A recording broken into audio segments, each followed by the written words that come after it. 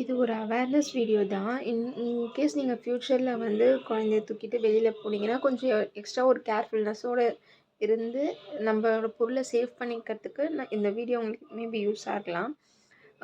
நேற்று சிவராத்திரி. ஸோ வந்து கோயிலுக்கு போகலான்னு சொல்லிட்டு நான், எங்கள் அம்மா, பாப்பா 3 பேரும் வந்து அங்காளேஸ்வரி கோயிலுக்கு போகலான்னு சொல்லிட்டு மின்ட்டில் இருக்கிறதுக்கு அங்கே போயிருந்தோம். மின்ட்டு பஸ் கோயிலுக்கெலாம் போயிட்டு வெளியே வந்தாச்சு. மின்ட்டு பஸ் ஸ்டாப்பில் வெயிட் பண்ணிகிட்ருக்கோம். பஸ்ஸில் உள்ளே கூட போகல, பஸ்ஸில் ஏறுறதுக்கு நின்றுட்டுருக்கோம். பஸ்ஸு வந்துருச்சு. அப்போ வந்து நான் எங்கள் அம்மா ஃப்ரண்ட்டில் போயிட்டாங்க. நான் பேக்கில் நின்றுட்டுருக்கேன், பாப்பா வச்சிட்ருக்கேன். பின்னாடி ஒரு கேர்ள் வந்து நான் ரிலிஜன்லாம் மென்ஷன் பண்ண விரும்பலை. ஒரு கேர்ள் வந்து சின்ன பொண்ணு மாதிரி தான் இருக்காங்க. ஸோ ஒரு காலேஜ் லுக்கில் இருந்தாங்க. பின்னாடி என்னை கூப்பிட்டுட்டு வந்து, இந்த மாதிரி உங்கள் பக்கத்தில் ஒரு பர்சன் இருக்காங்க, அவங்கள ஏதோ அவங்க ஒரு பர்சன் இருக்காங்கன்னு சொல்லிட்டு அவங்கள இப்படின்னு கை மட்டும்தான் காட்டுறாங்க. பட் அவங்க பேசுகிற கண்டென்ட் என்ன இருக்குன்னா, இந்த பஸ் இந்த ரூட் போகுமா அப்படின்ற மாதிரி என்கிட்ட வந்து மென்ஷன் பண்ணி கேட்குறாங்க.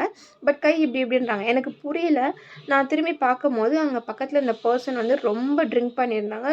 கிட்டே நிற்க முடியல, அவ்வளோ ஸ்மெல் வந்துச்சு. எனக்கு சரி நான் ஓகேன்னு சொல்லிட்டு, என் மைண்டில் அந்த செகண்ட் என்ன வந்துச்சுன்னா, நம்மக்கிட்ட ஏதோ மிஸ்பிஹேவ் பண்ண வராங்களோ அப்படின்ற செகண்டில் தான் நான் மைண்டு டக்குன்னு எனக்கு போச்சுன்னே நான் சரின்னு சொல்லிட்டு மூவ் பண்ணி சைடில் வந்துட்டேன்.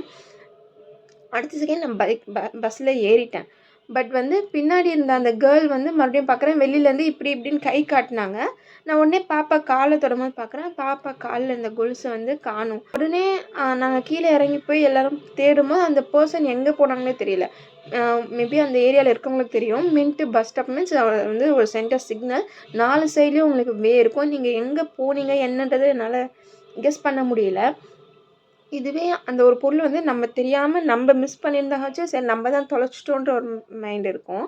அதை வந்து ஒரு குடிகாரன் அதை எடுத்து திருடிட்டு இது பண்ணுறான்.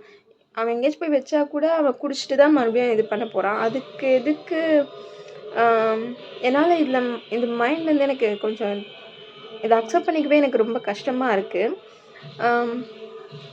இது எந்தளவுக்கு இப்போ எவ்வளோ ஃபஸ்ட்டாக இருக்குது. அங்கே நான் இருக்கேன், நானும் வந்து கழுத்தில் தாலி போட்டிருக்கேன். பாப்பா இருக்காங்க. பாப்பா கொலுசோட போச்சுன்னு சந்தோஷப்படுறதா, இல்லை பாப்பா ஏதாச்சும் தூக்கிட்டு போயிருப்பாங்க. எனக்கு அடுத்து என்னன்றதை யோசிக்கவே தெரியல. எனக்கு ரொம்ப பயமாக இருக்குது ஒரு செகண்ட் அதை யோசித்தாலே. So please be safe.